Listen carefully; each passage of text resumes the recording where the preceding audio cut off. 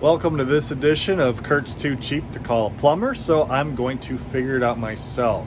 The issue we've got is low water pressure in the house.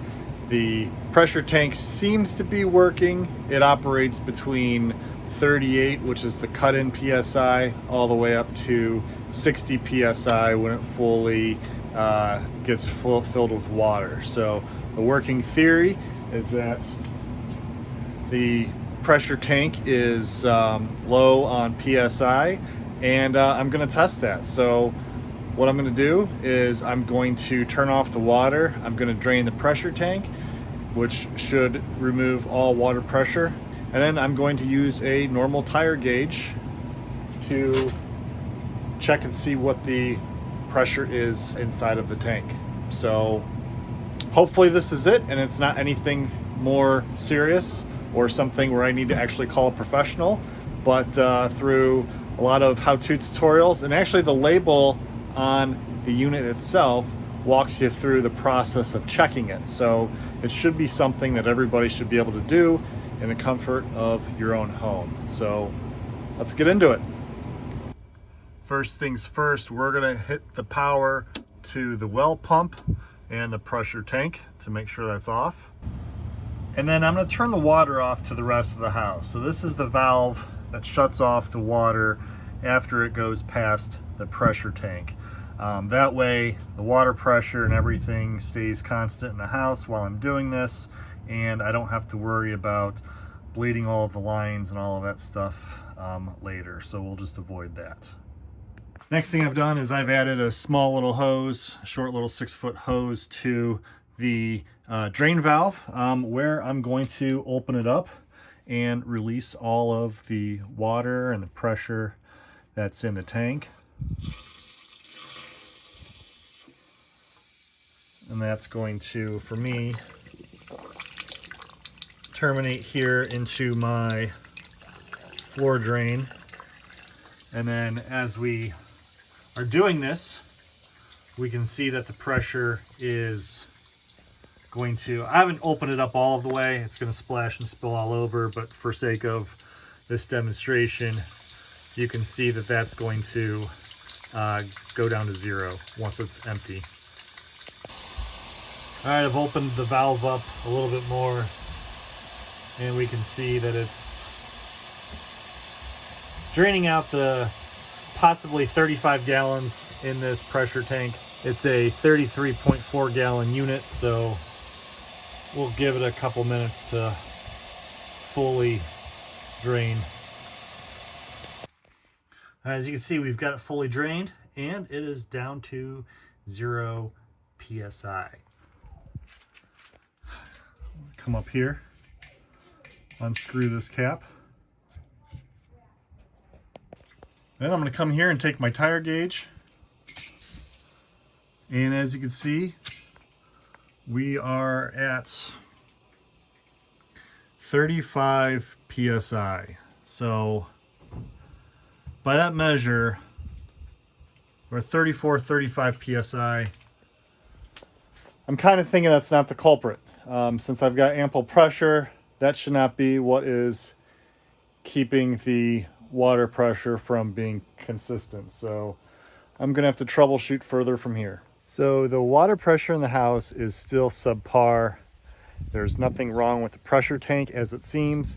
When it's drained, it seems to have ample pressure. So I'm gonna do some troubleshooting. I'm going to use the garden hose to see what the outside water looks like and to see if there's any pressure differences out here.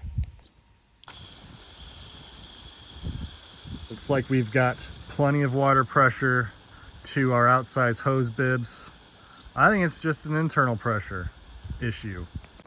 So now I'm gonna go check the water filter. We had some work done on our main line coming in from the well, so that turned our well pump on and off.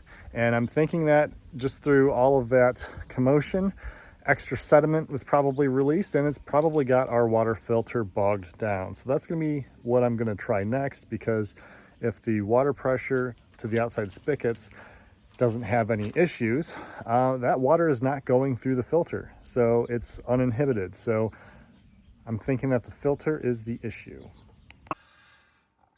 My reason for suspecting that it is the whole house water filter is because I don't have any pressure issues with the tank. I went through and I did the troubleshooting to that.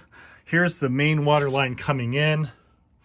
You can see this top pipe feeds the outside water faucets, and then the bottom part comes around.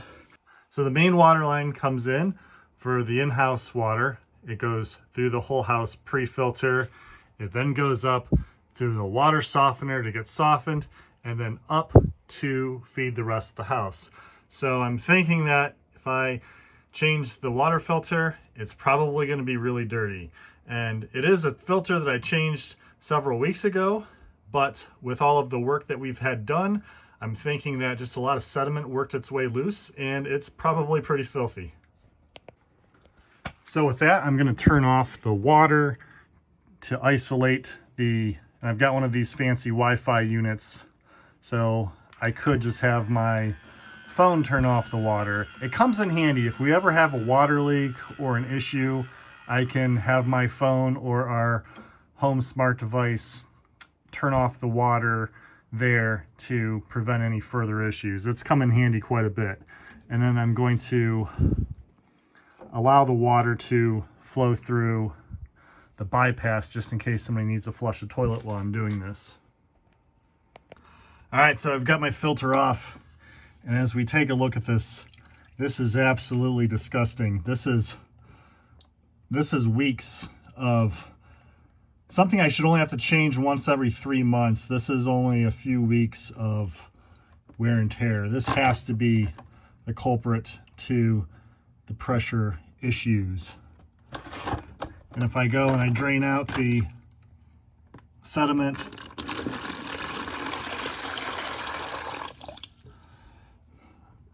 in a poor lit area,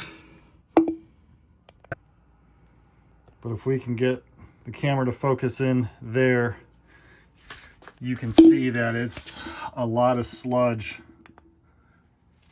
Oh yeah, look at that sludge. That'll keep your water pressure down for sure. So here's before. This is a nice clean filter that I will be installing. And then you saw the disgusting sediment sludge filled after. For our final verdict, we've got a faucet running full blast and our basement shower running full blast as well. Everything seems to be back to normal. So to recap, we had water pressure issues and we had work done on our main water line coming in from the outside well. So with that, we were constantly turning the well pump and also the pressure tank on and off quite a few times. So I had thought, well, maybe that the tank's just lost its pressure. So we drained the pressure tank, we turned off the pump, and we checked the air pressure on top, and it was where we would expect it to be. So then it's just process of elimination. Okay, let's take a look at our outside water faucets. Are they holding pressure? Because while those are leveraging the pressure tank and the pump, it's bypassing the house filter and also the water softener. So that worked.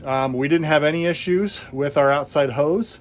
So we knew that it must have been one of these units here. And then after checking off a couple of those other boxes, it made sense. Well, with all of that turning on and off of water pumps and changing the pressure and things anytime you're doing service could create a lot of extra sediment and just junk. And as you could see, that water filter was toast. It was only a few weeks old also, so I put in a new one and we're good to go. So typically it's the most obvious or the simplest solution that might be the issue, so always troubleshoot those first. And I was able to get it figured out without having to call a professional and pay $100 for a service call. So hopefully through this video, you've given yourself confidence to tackle your own water pressure issues. And if it's not one of the two